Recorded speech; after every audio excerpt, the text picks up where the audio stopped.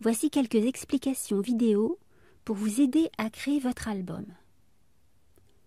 Il faut d'abord découper les différentes pages en notant les marges ainsi que les espaces grisés. Vous remarquerez que la première de couverture est plus longue que le reste des pages. Puis, vous allez devoir marquer les plis. D'abord les 2 plis de la couverture, puis un pli par page.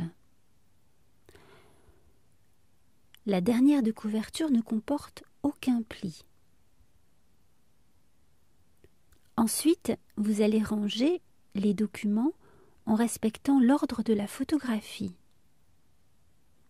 D'abord les pages, puis la dernière de couverture que vous allez inverser, puis la première de couverture. Une fois le rangement effectué, vous pouvez perforer. Pour fixer, il faudra remettre dans l'ordre vos documents. La première de couverture, que vous allez cette fois inverser. La dernière de couverture se positionnera à la suite de toutes les pages. Si vous avez une perforatrice à 4 trous, vous utiliserez 2 lacets.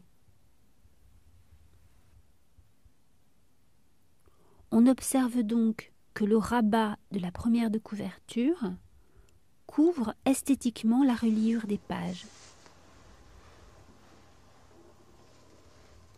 Voici donc l'album à réaliser. Le dos est en 2 parties.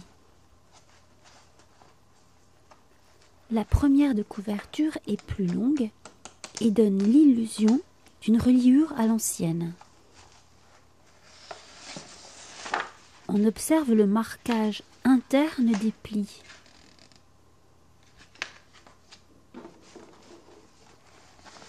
De l'autre côté, vous avez l'impression qu'il s'agit d'un album photo.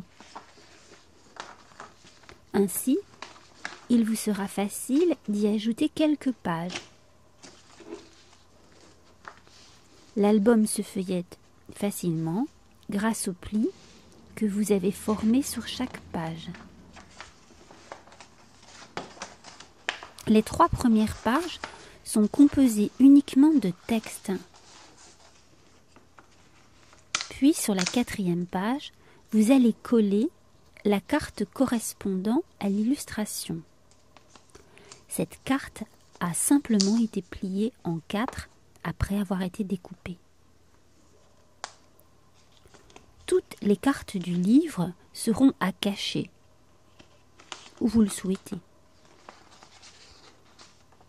Vous indiquerez le lieu de la cachette dans l'album, à l'endroit précis où se range la carte. Pour jouer plusieurs fois avec vos enfants, complétez l'album au crayon gris.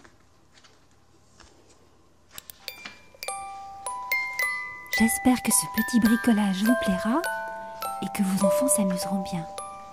Merci beaucoup pour votre achat.